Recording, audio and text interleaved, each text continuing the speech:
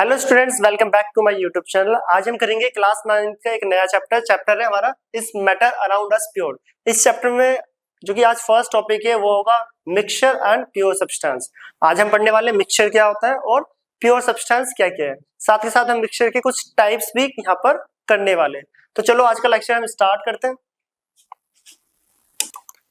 आज का हमारा पहला टॉपिक है प्योर सब्सटेंस। सभी चैप्टर की तरह इस चैप्टर को भी हम प्रॉपर थ्योरी और एक एक नोट्स के साथ करने वाले, एक एक नोट्स प्रॉपर डेफिनेशन के साथ। तो पहला टॉपिक आज का स्टार्ट हो रहा है हमारा प्योर सब्सटेंस। Pure substance. अब साइंस के टर्म में प्योर सब्सटेंस क्या होता है? फॉर एग्जांपल हमने सुना होगा शुद्ध देसी घी, सुना है सबने, ठीक है। शुद्ध घी सबने नाम सुना हुआ है, देसी घी, शुद्ध घी। क्या जो शुद्ध घी है आपके सामने बन रहा है, क्या वो प्योर कैटेगरी में आएगा? साइंस के अकॉर्डिंग, केमिस्ट्री के अकॉर्डिंग जो घी होता है वो प्योर कैटेगरी में नहीं आता। ऐसा क्यों, वो आज हम यहाँ पर देखने वाले हैं। फॉर एग्जाम्पल आप अगर किसी भैंस का दूध निकलते हुए देख रहे हो, अगर आपसे पूछा जाए बताओ ये प्योर मिल्क है या नहीं, तो ये जो मिल्क है जो आपके सामने निकल रहा है भैंस का या फिर गाय का जो मिल्क है जो आपके सामने निकल रहा है, बफेलो काउ मिल्क, तो वो भी प्योर कैटेगरी में नहीं आता। साइंस के अकॉर्डिंग अब प्योर क्या होता है और प्योर कैटेगरी में किसको रखा जाता है आज हम यहाँ पर देखने वाले हैं। अगर हम प्योर सब्सटेंस की बात करें तो केमिस्ट्री ये बोलती है कि जो प्योर सब्सटेंस होते हैं उन्हीं सब्सटेंस को प्योर सब्सटेंस बोला जाएगा जो सिर्फ और सिर्फ वन काइंड ऑफ पार्टिकल से मिलके बने हो। मतलब जो सिर्फ और सिर्फ एक तरह के पदार्थ means one kind of particle से मिलके बने होते हैं, उन्हीं को हम प्योर सब्सटेंस कहते हैं। तो चलो आज हम स्टार्ट करते हैं प्योर सब्सटेंस की स्टेटमेंट और फिर समझते हैं कि प्योर सब्सटेंस होता क्या है। तो प्योर सब्सटेंस जिसकी डेफिनेशन बोलती है substance which are made up of which are made up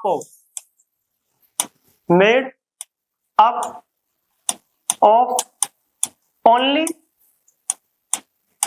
one kind of particles,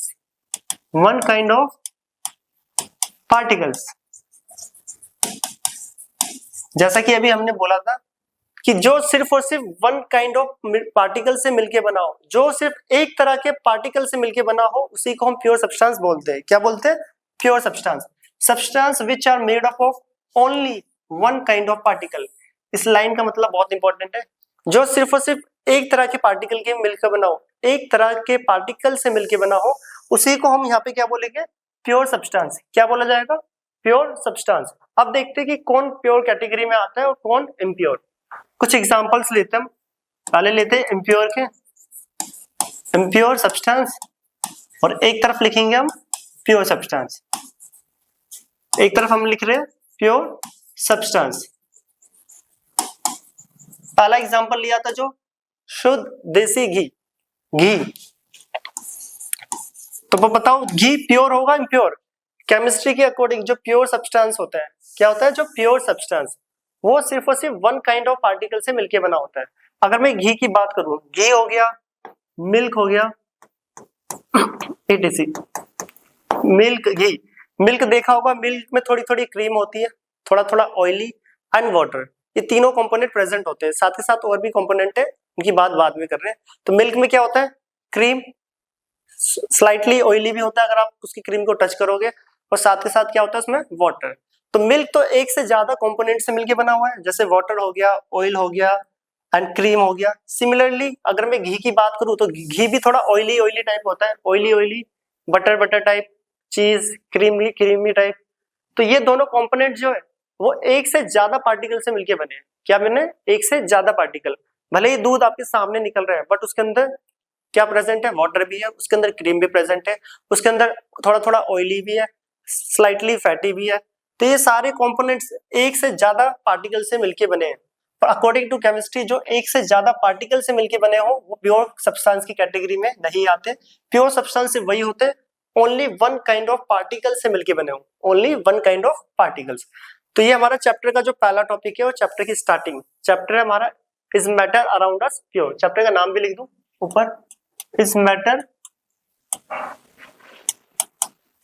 around us pure. ये हमारा आज का चैप्टर। फर्स्ट चैप्टर में हम मैटर पढ़ के आए। मैटर क्या होता है, सारी स्टेटमेंट, सारे types of matter, state of matter सब पढ़ लिया हमने। और आज हमें पढ़ना है is matter around us pure, जिसमें पहला ही टॉपिक आ रहा है प्योर सब्सटेंस। तो यहाँ प्योर सब्सटेंस होता है क्या है, जो सब्सटेंस सिर्फ और सिर्फ वन काइंड ऑफ पार्टिकल से मिलके बना हो उसी को हम प्योर सब्सटेंस बोलते हैं। तो मिल्क इस कैटेगरी में नहीं है, मिल्क प्योर नहीं होता। कोई पूछे मिल्क प्योर क्यों नहीं है, तो आप बताओगे कि क्योंकि मिल्क के अंदर क्रीम, ऑयल, फैट और बहुत सारे सब्सटेंस प्रेजेंट है, इसलिए ये एक से ज्यादा पार्टिकल से मिलके बना है, तो ये तो इम्प्योर सब्सटेंस की कैटेगरी में आया। सिमिलरली घी भी इम्प्योर हो गया, मिल्क भी इम्प्योर हो गया, तो अब प्योर सब्सटेंस है क्या और हमारे आसपास कौन से प्योर सब्सटेंस होते हैं। अगर मैं एलिमेंट्स की बात करूं, प्योर सब्सटेंस की तरफ देखो, अगर मैं एलिमेंट्स की बात करूं, फॉर एग्जांपल कोई भी एलिमेंट्स ले लो, जैसे सिल्वर,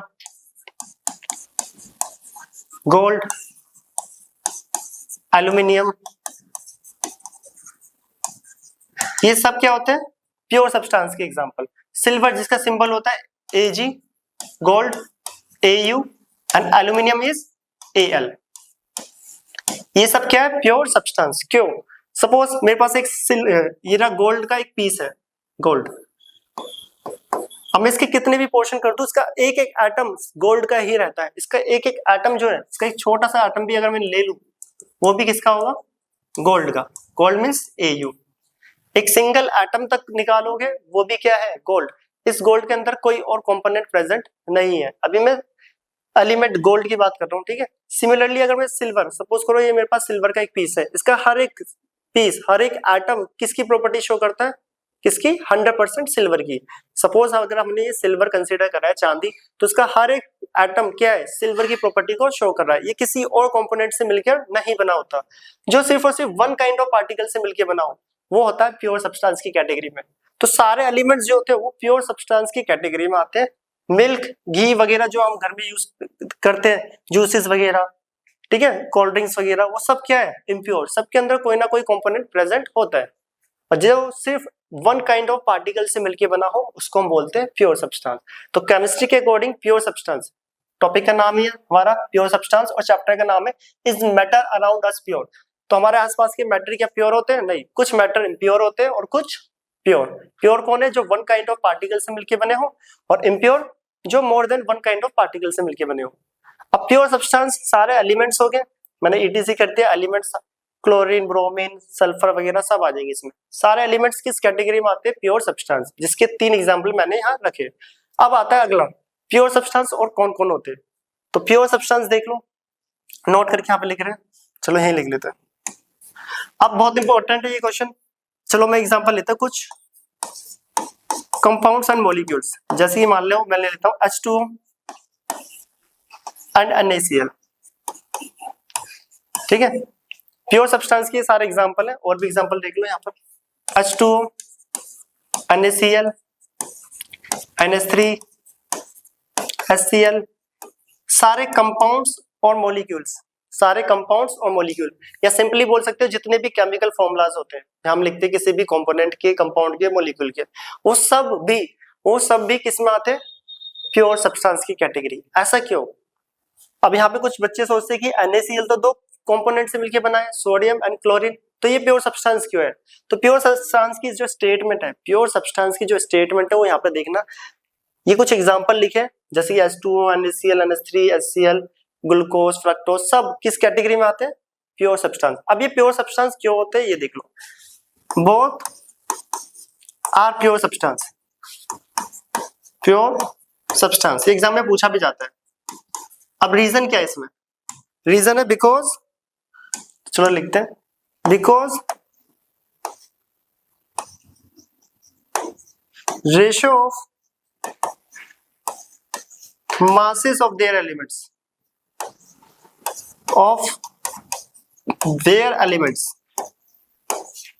their elements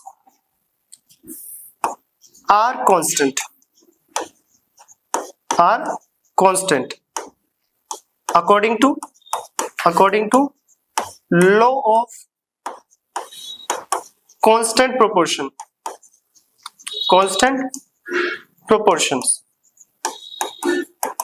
या बोल सकते हैं इस लॉ को लॉ ऑफ डेफिनेट प्रोपोर्शंस।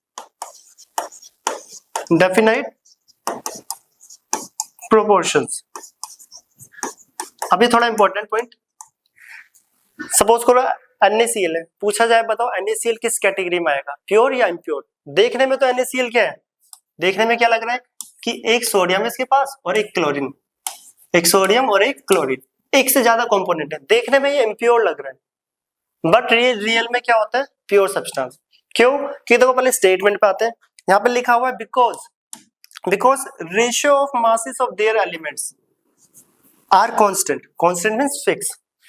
जितने भी कंपाउंड्स और मॉलिक्यूल्स होते हैं उनमें जो एलिमेंट्स का रेशियो होता है वो फिक्स्ड होता है। क्या होता है, एलिमेंट्स का रेशियो फिक्स्ड। इसका मतलब क्या अभी देखेंगे, या बोल सकते हो एलिमेंट्स के मास का रेशियो फिक्स्ड होता है, एटॉमिक मास, जिसको हम चैप्टर नंबर 3 जो कि एटम एंड मॉलिक्यूल्स में पढ़ने भी वाले लॉ ऑफ कांस्टेंट प्रोपोर्शन और लॉ ऑफ डेफिनेट प्रोपोर्शन के नाम से।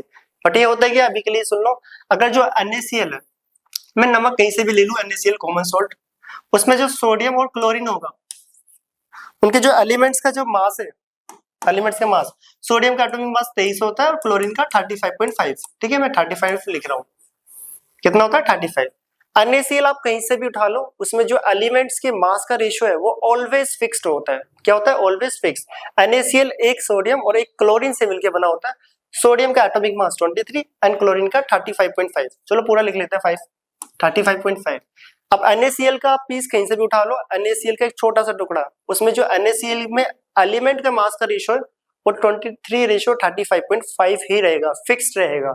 और जिस भी कंपाउंड मॉलिक्यूल या किसी में भी एलिमेंट्स के मास का रेशियो फिक्स्ड होता है वो भी प्योर सब्सटेंस की कैटेगरी में आता है। किसमें आता है, प्योर सब्सटेंस की कैटेगरी। यहाँ पे देखो वाटर का अगर मैं बात करूं, इसका रेशियो जनरली पूछते भी है, 2 हाइड्रोजन है और हाइड्रोजन का एटॉमिक मास होता है 1, और ऑक्सीजन की बात करें तो एटॉमिक मास 16, तो ये आ रहा है 1:8, जिसको हम 3rd चैप्टर में पढ़ने भी वाले, 1:8।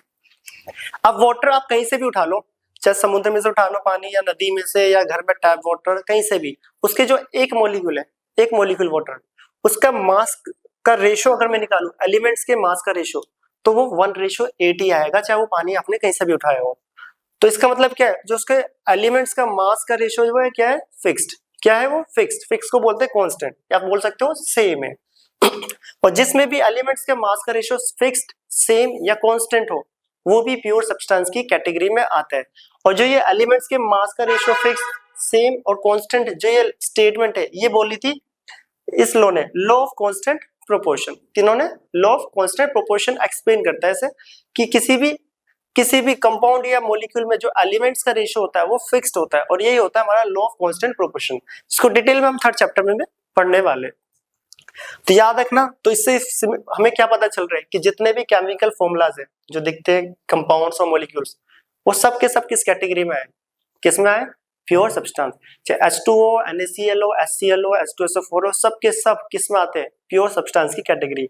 रीजन पूछा जाए, रीजन ये रहा, ratio of masses of their elements are constant, लिख सकते हो ब्रैकेट में, that is according to law of constant proportion या फिर लॉ ऑफ डेफिनेट प्रोपोर्शन। तो प्योर सब्सटेंस कौन हुए, जो वन काइंड ऑफ पार्टिकल से मिलकर बने होते हैं और जिसमें मास का जो रेशियो होता है एलिमेंट्स का वो फिक्स्ड हो, कांस्टेंट, वो भी प्योर सब्सटेंस की कैटेगरी में आते हैं। तो ये सब भी प्योर सब्सटेंस है और सारे एलिमेंट्स भी प्योर सब्सटेंस है। और प्योर सब्सटेंस कौन नहीं होते, जैसे कि घी हो गया, मिल्क हो गया, घर में जूसेस, कोल्ड ड्रिंक्स वगैरह, ये सब प्योर नहीं है क्योंकि इनमें एक से ज्यादा कंपोनेंट प्रेजेंट होते हैं। तो याद रखना, कहीं पे भी लिखा हो ग्लूकोज C6H12O6 फॉर्मूला होता है, केमिकल फॉर्मूला जहाँ पे भी आ गया, क्योंकि ग्लूकोज में कार्बन 6 है, ग्लूकोज कहीं से भी ले लो कार्बन 6 ही मिलेगा, तो वो भी क्या होगा, फिक्स्ड, सेम, क्योंकि मास उनका क्या हो गया, कांस्टेंट। तो ये होता है प्योर सब्सटेंस। चैप्टर का जो पहला टॉपिक था इस मैटर अराउंड अस प्योर में, कि प्योर का मतलब क्या है। प्योर का ये मतलब होता है जो वन काइंड ऑफ पार्टिकल से मिलकर बना हो उसे हम बोलते हैं प्योर सब्सटेंस। और अगर आपके पास कोई मॉलिक्यूल या कंपाउंड दे रखा हो तो उस केस में भी वो भी सब क्या कहलाएंगे, प्योर सब्सटेंस की कैटेगरी में आते हैं। Reason according to law of constant proportion. तो इसको नोट करो। अब हम आते हैं नेक्स्ट टॉपिक जो कि है मिक्सचर। तो प्योर सब्सटेंस के बाद जो आज हमारा सेकंड टॉपिक है वो आता है मिक्सचर। क्या आता है, मिक्सचर। मिक्सचर, हम नाम से पता चल रहा है मिक्सचर, दो चीजों को ऐड कर रहे हैं, पर डेफिनेशन क्या बोलती है और क्या होता है मिक्सचर, तो देखते हैं। Mixture is a substance mixture is a substance और मटेरियल, सब्सटेंस और material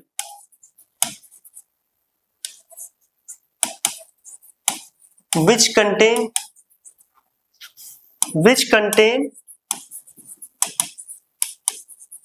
two or more different kind of particles,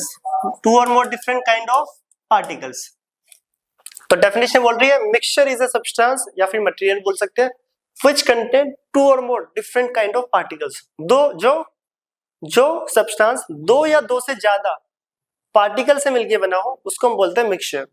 क्या बोलते हैं? Mixture which contain two or more different kind of particles। अभी कंटिन्यू चल रही है statement which do not react chemically। ये बहुत इंपॉर्टेंट लाइन है यहाँ पर।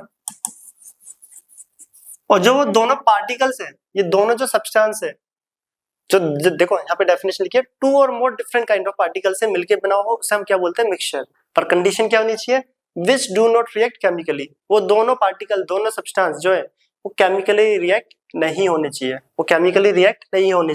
अगर वो केमिकली रिएक्ट कर रहे हैं तो वो मिक्सचर नहीं कहलाएगा। But are physically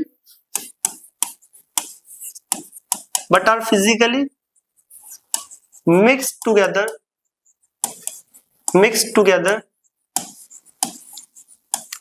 in any proportions। साथ ही साथ वो फिजिकली मिक्स्ड होने चाहिए, केमिकली इंटरेक्ट नहीं होने चाहिए। केमिकली इंटरेक्ट नहीं, do not react chemically but physically mix together in any proportion. तो ये कहलाता है मिक्सचर। मिक्सचर सिंपली होता है क्या? दो या दो से ज्यादा पार्टिकल्स को अगर आप मिक्स कर रहे हो तो मिक्सचर कहलाएगा। बट कंडीशन क्या होनी चाहिए कि वो केमिकली इंटरेक्ट नहीं करने चाहिए, केमिकली रिएक्ट नहीं करने चाहिए, और साथ के साथ वो फिजिकली मिक्स्ड होने चाहिए एक दूसरे में। वो किसी भी प्रोपोर्शन में हो सकते हैं कि ए ज्यादा हो, बी कम हो, या बी बहुत ज्यादा ए कम। क्लियर? तो मिक्सचर होता है क्या? मिक्सचर इज अ सब्सटेंस और मटेरियल व्हिच कंटेन टू और more different kind of particles. घर में हम बहुत सारे मिक्सचर्स बनाते हैं, अब उनमें से कुछ एग्जांपल देख लेते हैं। पहला, इसके टाइप्स पढ़ने से पहले एग्जांपल देख लेते हैं। Example, salt in water. अगर मैं नमक को पानी में डालूं, नमक को अगर हम पानी में डालें तो क्या कहलाता है? एक मिक्सचर। तो ये हमने ले लिया एक बीकर, ठीक है, इसके अंदर क्या है? ये वाटर है। वेट, ये क्या है? वाटर। अगर इस वाटर में मैं क्या ऐड कर दूं? सॉल्ट डाल रहा हूं। सॉल्ट वाटर में अगर मैं ऐड कर दूं तो सॉल्ट को हम इसमें ऐड कर रहे हैं, तो ये क्या कहलाता है? मिक्सचर। क्योंकि सॉल्ट एंड वाटर, जो कि देखो मिक्सचर इज अ सब्सटेंस और मटेरियल व्हिच कंटेन टू और more different kind of particle. एक सॉल्ट है और एक वाटर है, दो डिफरेंट काइंड ऑफ पार्टिकल को हमने ऐड करा, मिक्स करा। Which do not react chemically, ये केमिकली रिएक्ट नहीं करते। बट अगर आप देखोगे सर्च मार के या कहीं किसी बुक में, आधी बुकों में लिखा होता है कि NaCl and water chemically react करते हैं, यहाँ पे केमिकल प्रोसेस होता है। और आधी बुकों में लिखा होता है कि water and NaCl chemically react नहीं करते, एक फिजिकल प्रोसेस है। अगर डिटेल में देखा जाए तो ये केमिकल प्रोसेस ही होता है। Na पॉजिटिव आयंस में निकलता है सोल्ट से, जो कि हमने 10th में करा भी है या फिर 11th में भी करा रखा है मैंने। सोल्ट का जो Na पॉजिटिव आयन है, NaCl होते हैं, ये पहले डिसोशिएट करते हैं किसमें? Na पॉजिटिव Cl, तब जाके ये वाटर के साथ इंटरेक्ट करता है। देखा जाए तो ये केमिकली में भी कंसीडर करा जाता है और आधी बुक में फिजिकली भी, पर एज पर 9th क्लास इसको हम फिजिकल में ही कंसीडर कर रहे हैं, क्योंकि एनसीईआरटी भी फिजिकल प्रोसेस मान के चलती है इसे। बट रियल में ये क्या है? केमिकली। क्योंकि अन्य देखो आयंस में रिलीज हो रहे हैं ना, पहले आयंस में डिसोशिएट होता है, फिर जाके वाटर के साथ इंटरेक्शन बनाते हैं। बट याद रखना, अकॉर्डिंग टू 9th क्लास ये फिजिकल प्रोसेस कंसीडर करके चल रहे हैं, हम भी फिजिकल ही मान के चलेंगे, बट एक्चुअली में ये केमिकल होता है। इसको छोड़ो अभी, अब आते हैं हम आगे। सॉल्ट इन वाटर एक मिक्सचर है, ठीक है। इसी टाइप से अगर मैं शुगर को वाटर में डालूं, ये भी एक मिक्सचर कहलाएगा। अल्कोहल को वाटर में डालूं, जो पैक बनाते हैं अल्कोहल एंड वाटर का, तो ये भी क्या होता है? मिक्सचर। दो डिफरेंट काइंड ऑफ पार्टिकल को हम क्या कर रहे हैं, मिक्स कर रहे हैं। साथ के साथ जो और भी कई टाइप के मिक्सचर होते हैं, एयर भी एक होमोजेनियस मिक्सचर है जिसके अंदर डिफरेंट डिफरेंट गैसेस होती है, oxygen, carbon dioxide and nitrogen and so on, बाकी डिफरेंट डिफरेंट गैसेस। तो एयर भी एक मिक्सचर होती है होमोजेनियस। तो अब हम देखते हैं कि मिक्सचर दो टाइप के होते हैं। अभी मैंने एक वर्ड यूज करा था होमोजीनियस। दो टाइप के मिक्सचर है, एक होता है homogeneous and second one is heterogeneous. फिर उसमें देखेंगे कि कौन होमो की कैटेगरी में आएगा और कौन हेट्रो की। तो इसे नोट करें, ये हमारी मिक्सचर की डेफिनेशन। दो टाइप के होते हैं, homogeneous as well as heterogeneous mixture. अब आते हैं हम नेक्स्ट स्लाइड पे। तो याद रखना, salt in water 9th class के अकॉर्डिंग इसको फिजिकल प्रोसेस, फिजिकल चेंज की कैटेगरी में डाला जाता है, और कुछ बुकों में से केमिकल चेंज भी। यहाँ पे केमिकल चेंज क्यों करा जाता है, क्योंकि पहले ये आयंस में डिसोशिएट होता है, फिर वाटर के साथ इंटरेक्ट करते हैं, इसलिए इसे केमिकली बोल देते हैं। बट फिजिकली इसलिए बोलते हैं कि बोल देते हैं कि यहाँ पे कोई भी केमिकल प्रोसेस नहीं हो रहा देखने में, बट एक्चुअली में हो रहा होता है। इसे नोट करें। अब हम आते हैं types of mixture. Types of mixture, types of mixture. अगर हम मिक्सचर की टाइप्स की बात करें तो दो टाइप्स के मिक्सचर पढ़ने हमें। First one is homogeneous mixture and second one is heterogeneous mixture. Heterogeneous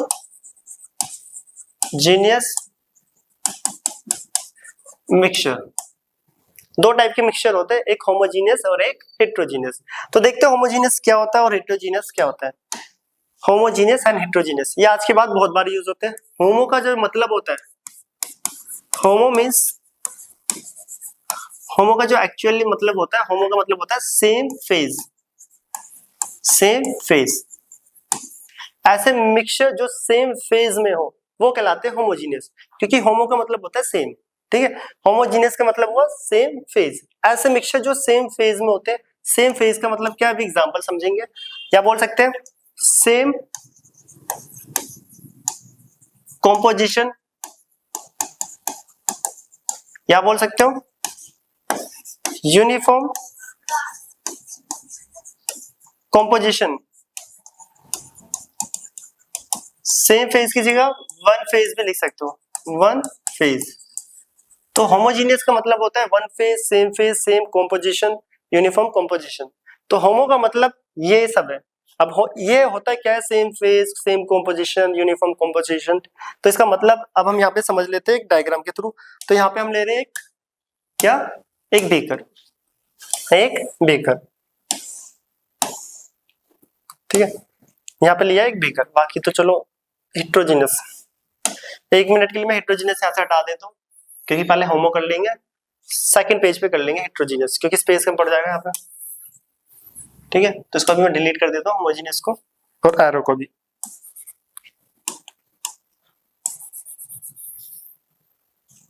ठीक है। पहला टाइप आ रहा है होमोजीनियस। अब देख लो, बी कर लिया मैंने एक।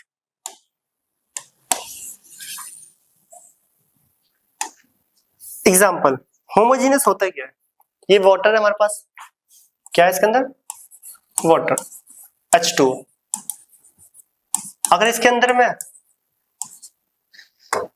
चल क्यों नहीं रहा है H2O, अगर इसके अंदर में क्या डाल दो, सॉल्ट, क्या डाल दें हम यहाँ पे, सॉल्ट को ऐड कर दें, सॉल्ट।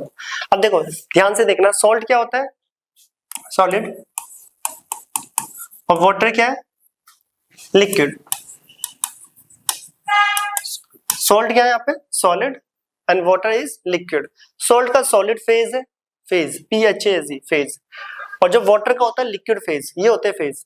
सॉल्ट का क्या है, सॉलिड फेज, एंड वाटर क्या है, वाटर का क्या है, लिक्विड फेज। इनिशियल में दोनों के डिफरेंट डिफरेंट फेज थे, बट जैसे ही मैंने इनको मिक्स करा, जैसे इनका मिक्सचर बनाया, जैसे इसमें मैंने ऐड करा, अब ये हो गया सॉल्ट वाटर। इसका फेज कैसा हो गया, लिक्विड।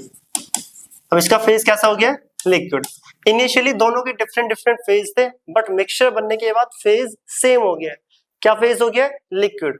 और जिनका फेज सेम हो या वन फेज में आ जाए, एक लिक्विड फेज ओनली वन में आ चुका है, जो कि है लिक्विड फेज। क्या है, लिक्विड फेज।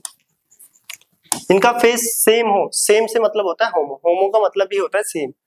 तो इसका मतलब होमो का मतलब होता है same phase, one phase, same composition.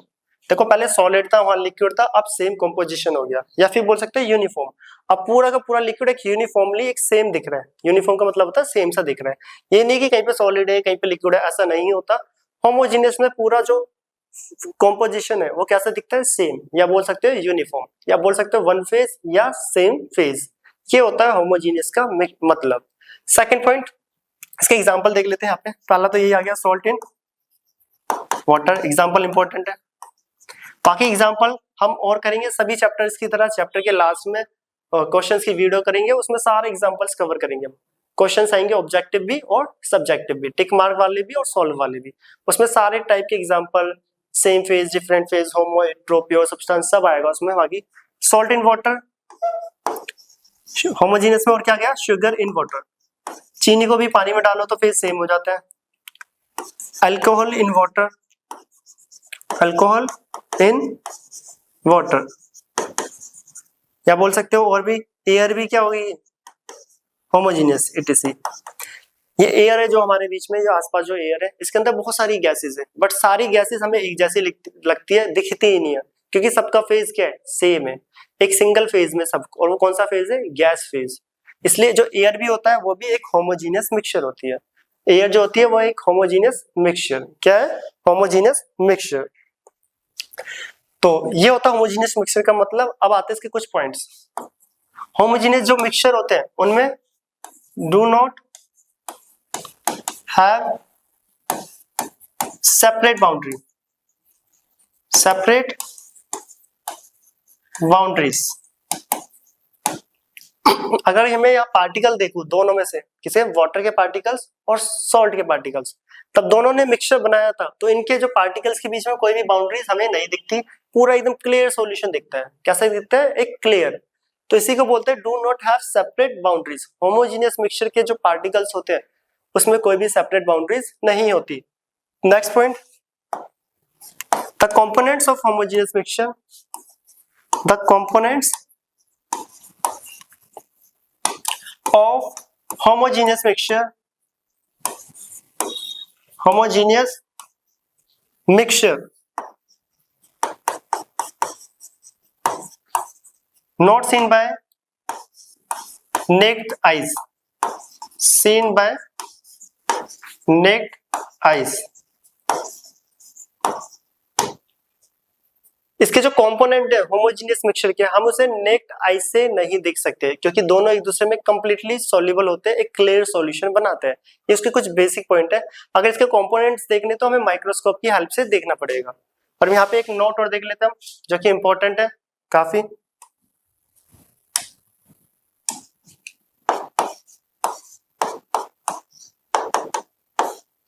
अब यहाँ पे नोट कि जो सॉल्यूशन होता है हम आगे पढ़ेंगे, इससे अगला लेक्चर सॉल्यूशन ही आएगा। Solution is a homogeneous mixture, homogeneous mixture. तो सॉल्यूशन जो होते हैं, क्या लिख सकते हो, ऑल सॉल्यूशंस,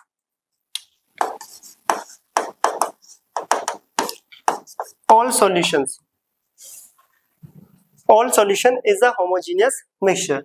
सारे सॉल्यूशन एक होमोजेनियस मिक्सचर होते हैं।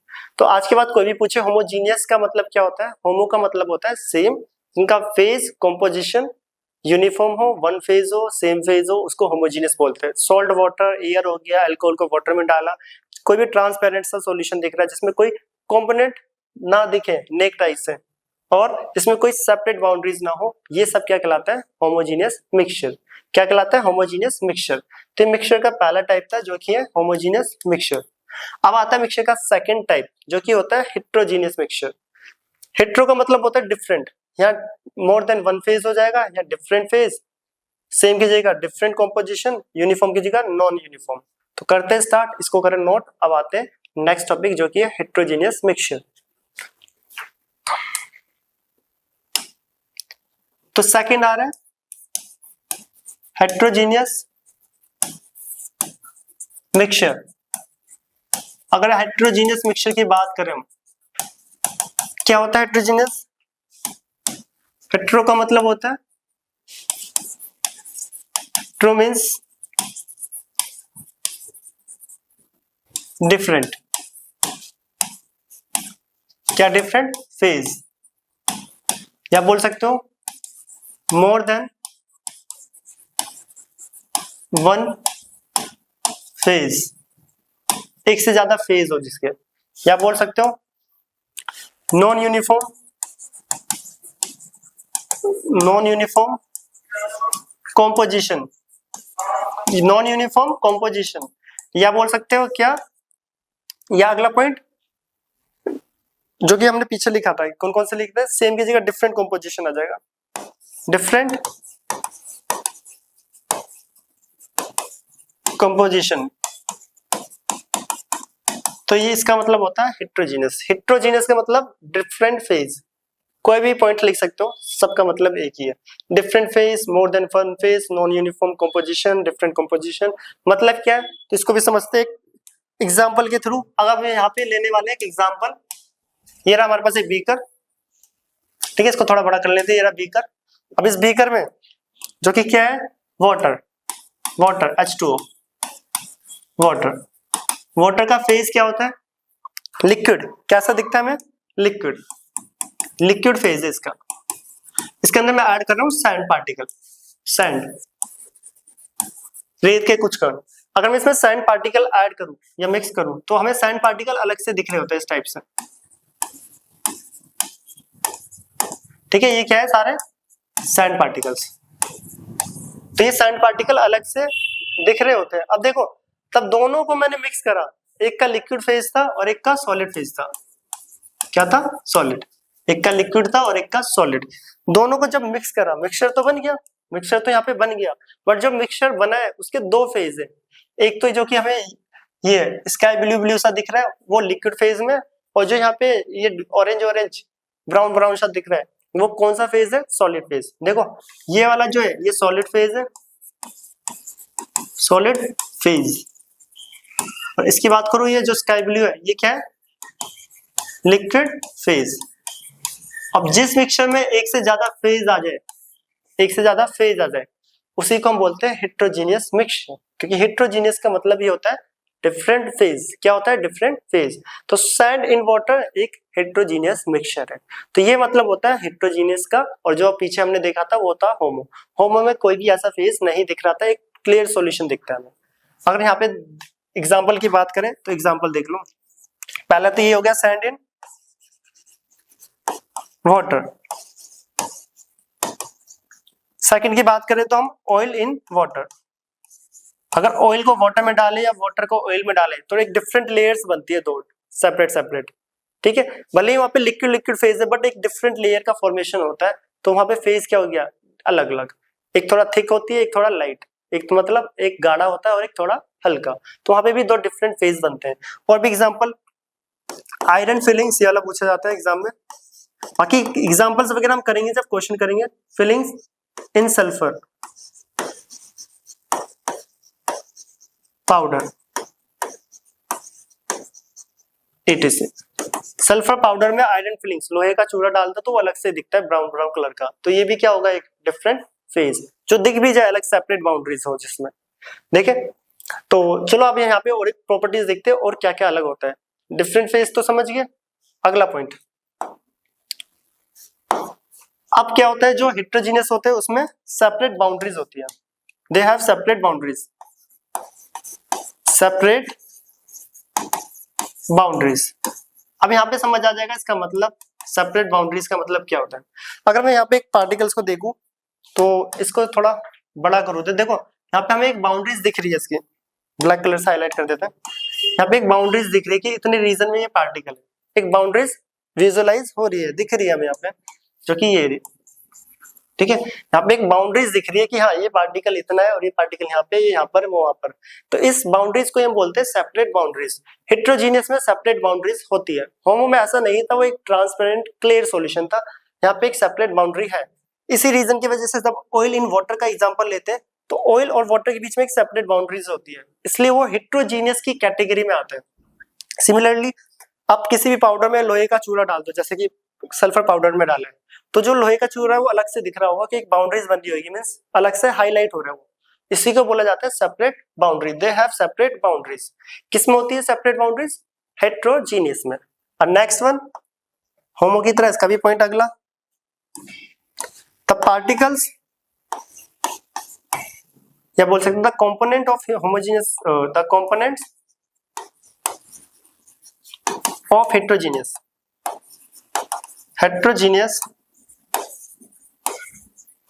मिक्सचर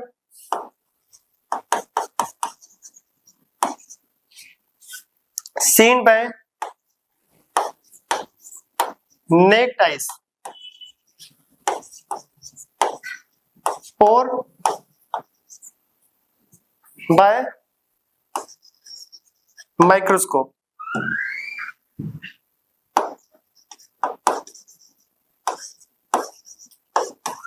अब देखो यहाँ पे एक लाइन सही से देखना, seen by naked eyes, generally क्या होता है मैक्सिमम है जो हेट्रोजीनियस मिक्सचर रहते हैं उसके पार्टिकल को हम नेक्ड आइज से देख सकते हैं, जैसे कि सैंड को देख लिया ठीक है, ऑयल वाटर को देख सकते हैं, oil sorry iron filing in sulphur वो भी आइज से हम देख सकते हैं। बट कई केसों में ऐसा होता है कि हम आंखों से नहीं देख पाते, उसको माइक्रोस्कोप से ही देखना पड़ेगा। जैसे कि ब्लड देखने में होमो लगता है बट एक्चुअली में एक हेट्रोजीनियस है। ब्लड खून जो होता है देखने में होमो लगेगा, जैसे लगेगा कि इसके अंदर कोई पार्टिकल्स है नहीं, बट एक्चुअली में क्या है एक हेट्रोजीनियस मिक्सचर होता है। तो इस टाइप के कंपोनेंट, इस टाइप के हेट्रोजीनियस मिक्सचर के लिए हमें माइक्रोस्कोप की जरूरत पड़ेगी। इसलिए हेट्रोजीनियस के पार्टिकल को नेक्ड आइज से जनरली देखा जा सकता है मैक्सिमम, बट कुछ हेट्रोजीनियस होते हैं जिनको लिए हमें माइक्रोस्कोप की जरूरत पड़ेगी। जो मैंने एग्जांपल लिया अभी ब्लड, जैसे कि मिल्क भी एक हेट्रोजीनियस है, जो कि हम इसके आगे पढ़ेंगे नेक्स्ट लेक्चर में। ये सब कोलोइडल की कैटेगरी में आते हैं। किसमें आते हैं? कोलोइडल के। तो याद रखना इनमें सेपरेट बाउंड्रीज होती है और ये नेक्ड आई से देखे जा सकते हैं जनरली, बट कुछ एग्जांपल है जिनके लिए हमें माइक्रोस्कोप की जरूरत पड़ेगी, जैसे कि हमने ब्लड का एग्जांपल लिया। क्या होते हैं ये सब, ये हम अगले लेक्चर में पढ़ेंगे। एंड लास्ट में हम एक छोटा सा नोट भी लिख लेते हैं, जैसे कि हमने लिखा था कि ऑल सॉल्यूशन आर होमोजीनियस। अब दूसरी बात करें तो सस्पेंशन और कोलोइडल एक हेट्रोजीनियस मिक्सचर होते हैं, सस्पेंशन एंड कोलोइडल। इसको नोट करें, फिर हम एक आगे एक नोट करते हैं। नोट करना, तो एक नोट लिखते हैं, इंपॉर्टेंट है नोट। तो यहां पर सब बहुत इंपॉर्टेंट आ रहा है, ऑल सस्पेंशंस एंड कोलोइडल्स